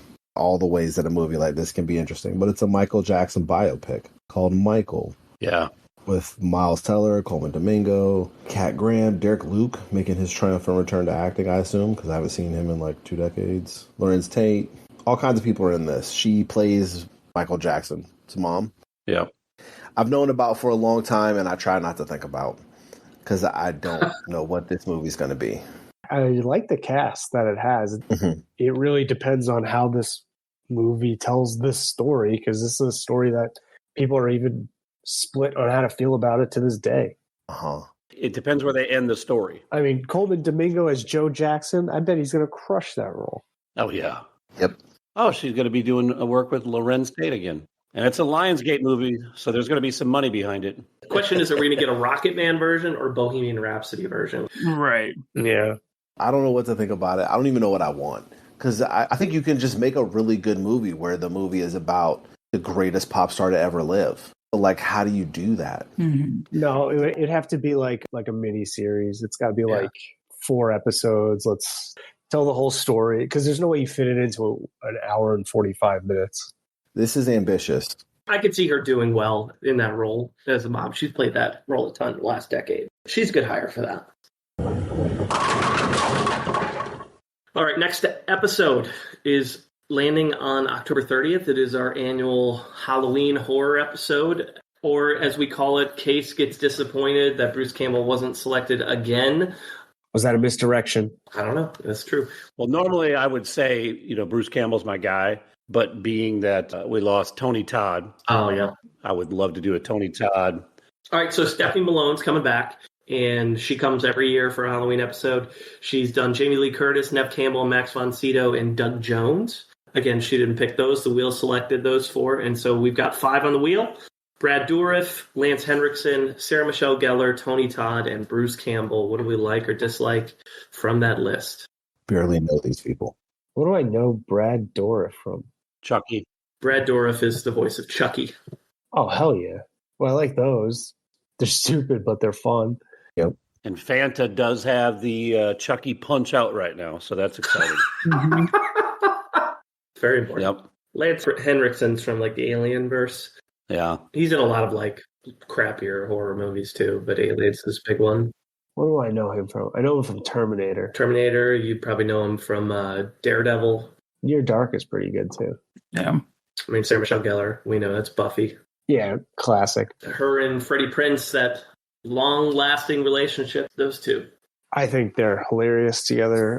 I think I've shared before, but every year on her anniversary, she posts a clip of when her and Freddie Prinze Jr. just got engaged, and he was on Howard Stern's show, and he said, I give it like a year at most. And now they've been together like 20 years. Yeah. Rest in peace, Tony Todd. So it would be a cool opportunity. But Bruce Campbell's been on here since the start. He and Tony Todd are the OGs and just have not been picked yet. So those two would be my favorites. Both of them are primarily horror. Yeah. That's their genre, both of them. Yeah, I'd love to see the last half of the list, but I'd be very interested to see what y'all do with Brad Dourif. Oh, yeah? And just like the Chucky franchise in general. Yeah. That would be fascinating. Watch all 7. I did a thing with Cam with Jacked Up Review where we reviewed the whole Chucky franchise. So I did a rewatch about 3 years ago, even all the new ones. Including the show? Not the show. I don't think it was out yet. Yeah, probably not. When we did the recording. 2 years ago. Well, we'll see what happens. We don't decide. Stephanie doesn't decide. Ed doesn't decide. The wheel decides, and we'll see what happens. As we always do, we kind of offer up the red carpet for you. If you have any wise words for our audience or any plugs you want to make, the floor is yours.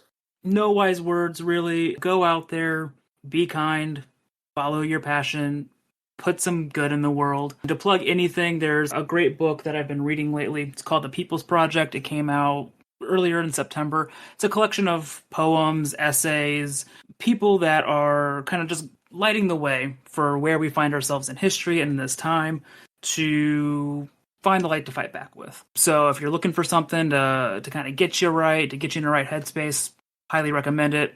That's what I'll plug this time around. Hell yeah. We appreciate you, Ed. Thanks for being here with us, man. Always. Yeah, man. Thanks for getting a chance to actually pick an episode this time, not just coming in last second for Richard Gere. So it's so funny you got to pick an episode and you had to do Big Mama's House too. It's like we're it's like a fraternity hazing.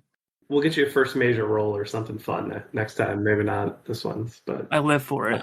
The wheel is just, the wheel is fair. Right. That's right. Just the wheel knows where I belong. Put me in it. It giveth and it taketh away. It does, for sure. Wheels as crooked as can be. As crooked as it can be. Well, as we wrap up, you can always catch us on Instagram or Threads, Munsons at the Movies. You can catch us via email, munsonsatthemovies@gmail.com. Any final thoughts from Nia Long? You know, you got some nerve blaming me for your skeletons, mister. I have been drinking tequila shots. My hormones are raging out of control. I'm emotional, I'm horny, and I don't want to hear about no goddamn peace. Fuck you, good night. How about that? Munsons Out. All right, let's go. Thank you for the education, gentlemen. We've just received a PhD in stupidity. Doctor, shall we? You got knocked the fuck out, man! Give me my goddamn money.